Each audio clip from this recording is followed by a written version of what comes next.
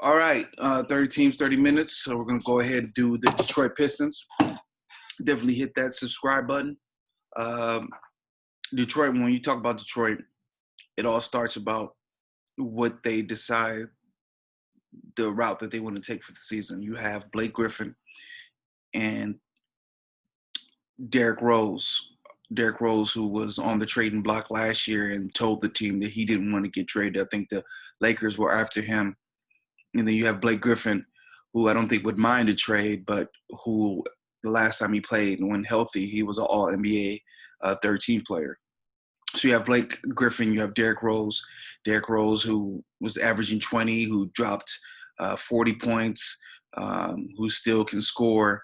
Very offensively minded guard, has switched his game up from the attacks and drives to the rim to a more ground-bound game, but his game has, grown leaps and bounds as an offensive player, as a skill player, and I think he's someone that could help several teams in the league. So it just depends on what route the team wants to go. Do you want to completely tear it down and really put the ball in Killian Hayes' hands and really see what Jerami Grant has in store?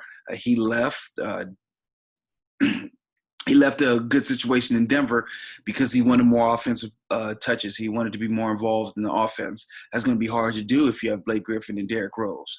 So if they saw him as a true upside player, then it might make sense to trade both of those players.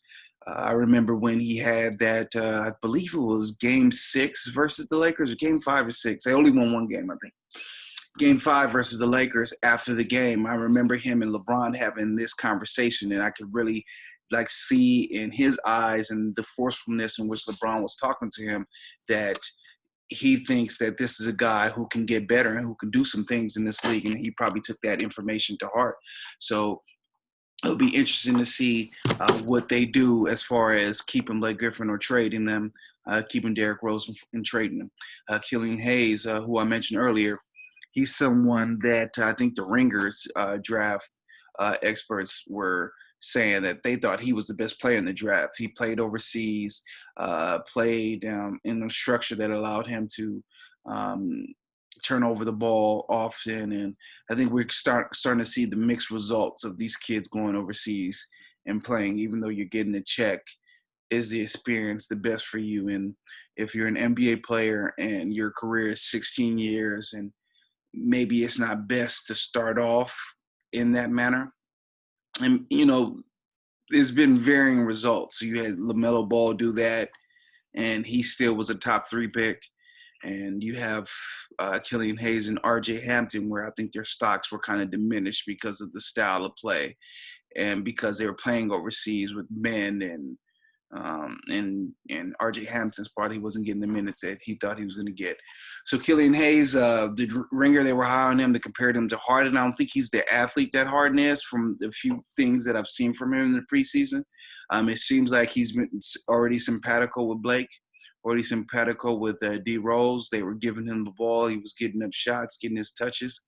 I'm always a big fan with rookies, especially guards, is, just full up their plate immediately. Like, let them get out there and get the reps and get the touches.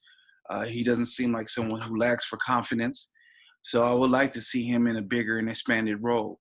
One of my favorite players that the Pistons had at the guard position, Luke Canard, they traded him away.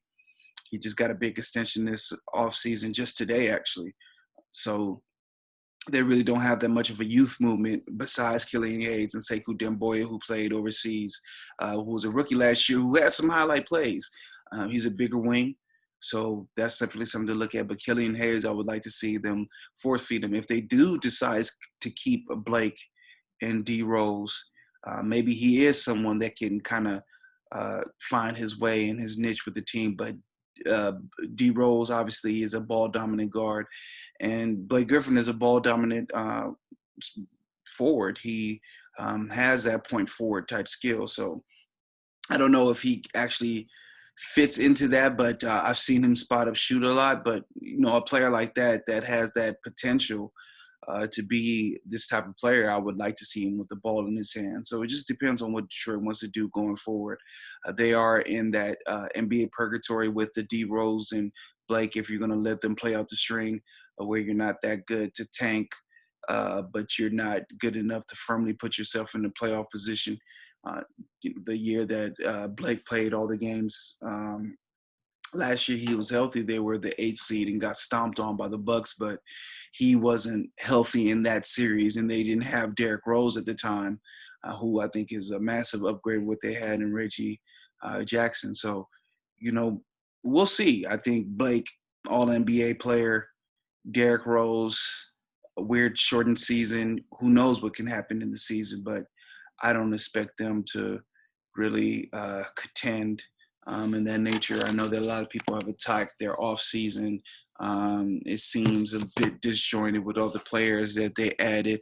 Another player that I am interested to see is Josh Jackson, a player that has a high NBA pedigree, drafted top 3. People loved his game coming out of Kansas, I believe. And he had a rough start to his career in Phoenix, went to Memphis, and he showed some signs there. So he might be someone that it might be an interesting thing to see, give him a look and see what he can do. Which is another reason, reason number 4 or 5 to maybe move off of Blake and move off of Derrick Rose. They are in a new arena that's in downtown Detroit, and they still have kind of struggled to put fans in there, even in that season when they were the 8th seed. And I do think you need some excitement, and maybe the excitement that you can get on the team is if you go to this youth movement of Killian Hayes and Josh Jackson. This draft class is loaded. They've kind of changed the incentives for tanking. You've kind of seen in the past couple of drafts that, the worst team has not got the pick the last 2 years. But this wouldn't be essentially tanking. This would just be playing young players, and because of their youth and inexperience, you're not going to have a good record. And I think that's probably the best path, the better path than, fighting for an 8th seed and fighting for the right to get bounced out by the Bucks or the Nets or the Sixers or whoever is the top seed in the East this year. So my most impactful player for this Pistons team this year, I would definitely have to go with this Killian Hayes kid. I would like to see what he has. Bigger guard, only 19 years old. I would definitely like to see him with the ball in his hands. Even if they decide to keep Blake and D Rose, he is going to be essential in deciding on what this season is going to be. If they decide to keep Blake and D Rose, can he fit in next to them? And at the very least, maybe be a super sub for the team. And at best be a secondary or tertiary ball handler for them. So I would say he's probably the most impactful player on the team. Most intriguing is Josh Jackson and Sekou Doumbouya. I'll probably have to put them equal. And I know that they have more invested in Sekou Doumbouya because he was drafted with the late lottery pick. But I'll be interested to see what Josh Jackson does. Like I said, he has that pedigree. The story of the NBA is that sometimes these guys get bounced and they figure it out on different teams. So he looks like he's gained some weight. That's one thing that I noticed about him off the bat. It was like was paper mache thin, and he looks like he's gotten stronger. And if he improved his jumper this offseason, he always had the ability to handle and to facilitate. If he's improved his jumper and he's gotten stronger, then it's sky's the limit to him. He could be the ultimate 3-and-D Andre Iguodala 2.0, prime Andre Iguodala 2.0. So I'm interested to see with him, and I'm interested to see what Sekou Doumbouya's game is. And also Jerami Grant. I think he has to be mentioned in that as well. He wants a bigger role, and we think we know what he is, but the league is fraught with players that everyone assumes they know what they are, and they go to a different situation and they take off. So is he one of those players? I remember Joe Johnson being put in a bubble when he was in Phoenix, and he goes to Atlanta, and you saw he became ISO Joe. Now, I'm not saying that he's going to be as good as Joe Johnson. I'm just saying we don't know what he is, and let's see. So, a lot of people scoffed at their offseason moves. And I think the only one I really don't understand is Plumlee. especially when they had the kid that went to Houston, Woods, on the team already. I think he's a better fit. He's more what this NBA is, but maybe he didn't want to be on the team. That's something to consider as well. I remember when Seth Curry was on the Kings and they let him go, and I just couldn't understand it. And they came out and said, well, he didn't want to be here. So maybe he didn't want to be in Detroit. So Christian Woods, that's his name. The reviews on him in the preseason have just been through the roof. So unless that is the reason why they didn't keep him, that's a head scratcher. But as far as their postseason opportunities, regular season opportunities, once again, this is a weird year with COVID. They're not great, but they are surprisingly deep as far as their baseline. So if D Rose missed some time, you still have Killian Hayes to be a secondary ball handler. It'll be if Blake gets traded and he misses some time, you can have Jerami Grant, Sekou Demboyu, Josh Jackson to kind of fill out that forward rotation. So they're an interesting team. I would say they're definitely in that play-in range if they keep Blake and D Rose and they stay healthy throughout the year. So that's two big caveats there, but they're definitely in the play-in range. I wouldn't do that if I was them. I would tear it all down and try to start again, focusing on the young talent that I just mentioned. But we'll see. Some of these owners, they get in their minds that they have to make the playoffs.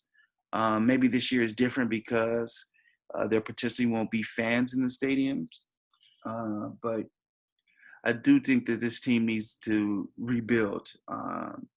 You see overnight what a John Moran and a Zion Williamson can do for your franchise. And they have a position in this year's draft with 7 potential players having the capability of being so good that they would have been number 1 in this draft. I think that you have to focus on the future. The season, owning an NBA team is really the long game. You have to think about now, and you have to think about, and I don't know, this might be the ultimate season without having fans in to really consider the long game and not worry about the product that you're putting on the court right now. So that is the Detroit Pistons, 15 minutes on the Pistons. 30 teams, 30 minutes, 15 minutes because I'm solo. We're trying to get them all done before the season starts. We're going to hop on the clubhouse in a little bit here and do the best player in the NBA. So I'm going to try to find some way. And they shy on actually recording things, but I think we'll do a segment on it, me, Obi, and Book and Eric together and talk about it, because I do think that's the most interesting conversation that's in the NBA right now, who the second best player is.